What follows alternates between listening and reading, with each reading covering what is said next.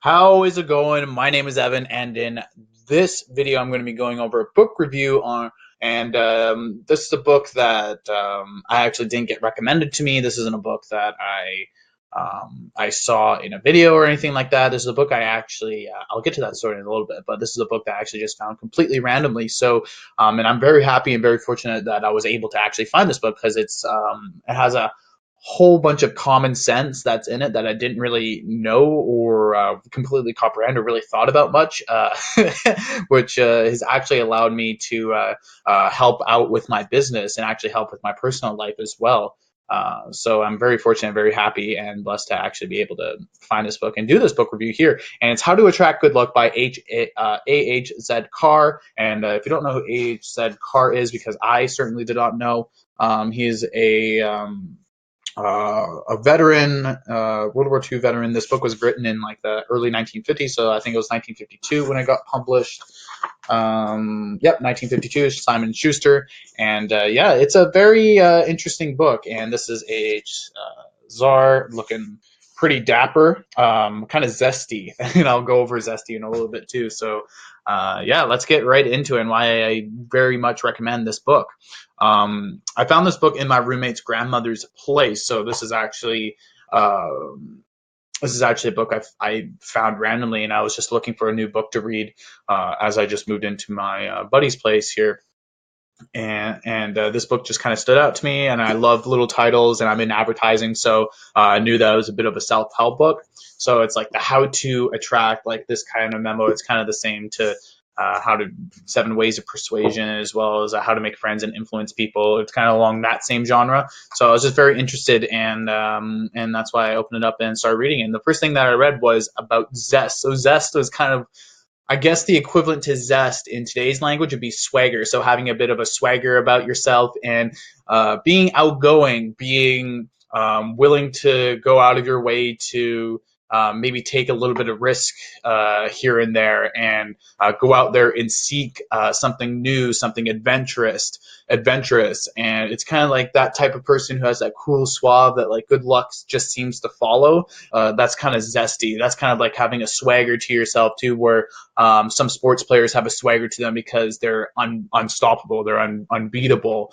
They're the best at what they do, and that's kind of what Zest is as well, and what it characterizes, and how you're able to use Zest to create some pretty good luck for yourself. And that's by being outgoing, taking new chances, and actually talking to strangers as well.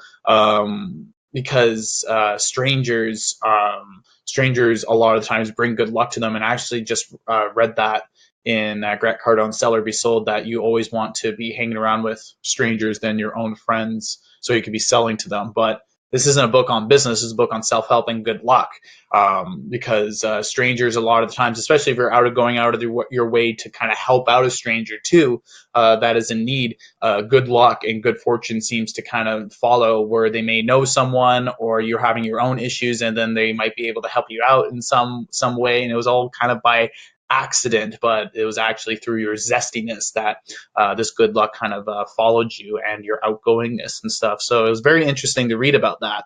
And then using odds with luck. And a lot of people do this at the casino, and I never really understood why people really watch the table, or why they would sit back and wait for 20 to 30 minutes to see how a table's going.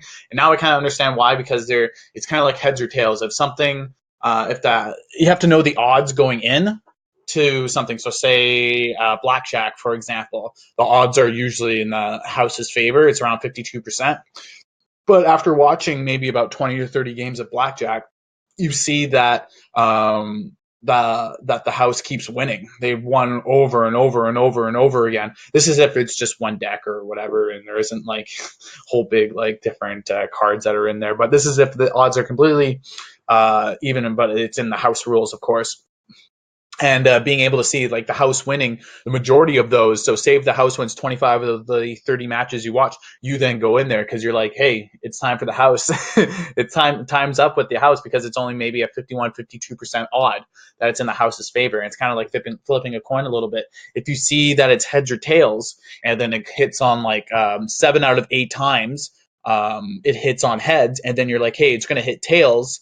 on this ninth one, because you just notice that the odds are there, like the odds that it's going to continue to being heads and not tails, because it's done 7 out of 8 for heads for a 50-50 odds. That's something to kind of look at when using odds for luck, to kind of see things from a higher ground and a higher being, which is what Ray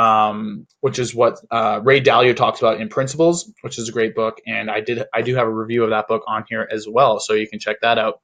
I really like that, and knowing the cycles of good and bad luck, because everything just ebbs and flows in life. Everything's just kind of a cycle. So sometimes you might be going through a bad patch of like bad luck, and it's best to kind of be aware that you're going through some bad luck as well. As soon as you're aware of what's going on, and you can kind of change up your attitude, change up your behavior a little bit, so that you can start bringing a little bit more good luck and good fortune to yourself.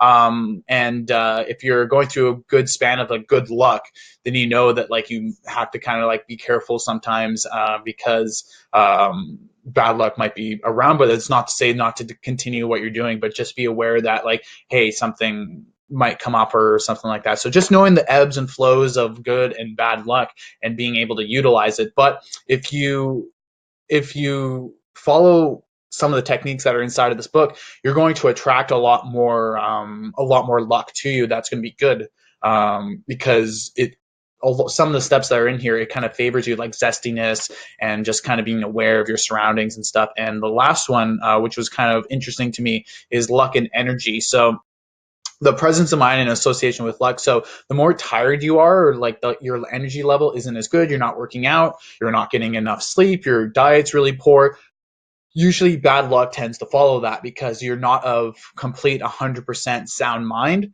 and you're going to make some mistakes just based off of fatigue, which actually results in bad luck because you're just tired. So if you actually have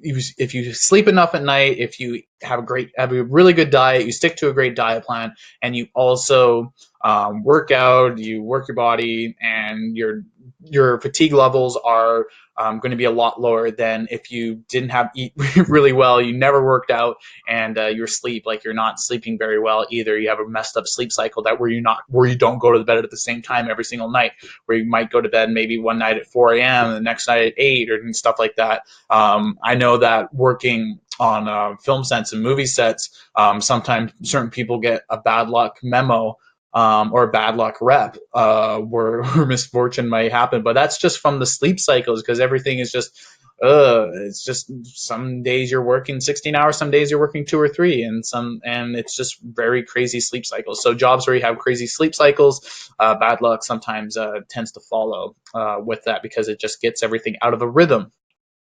So that's kind of my review of this book. I 100% recommend anyone. This is one of the better self-help books I think I've ever read, because it's very different than all the other ones that I've read. I think it's because of when it came out. It came out in the early 50s. It was just a different time, different era. And I really like the language that was inside of this book. Like the word zest. Oh, man.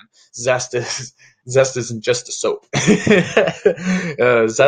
the swagger back then. But I 100% recommend anyone to check out this book. It's How to Attract Good Luck and Make the Most of It in Your Daily Life by A.H.Z. Carr. And if you like this video, please hit the subscribe button. Give me a thumbs up. Let me know down in the comment section if you're thinking about purchasing this book, because I would 100% purchase this book if it's available on Amazon. And yeah, I'll leave a link to that down in the comment section and in the description down below. And once again, my name is Evan, and thank you so much for watching, and I will catch you in the next video.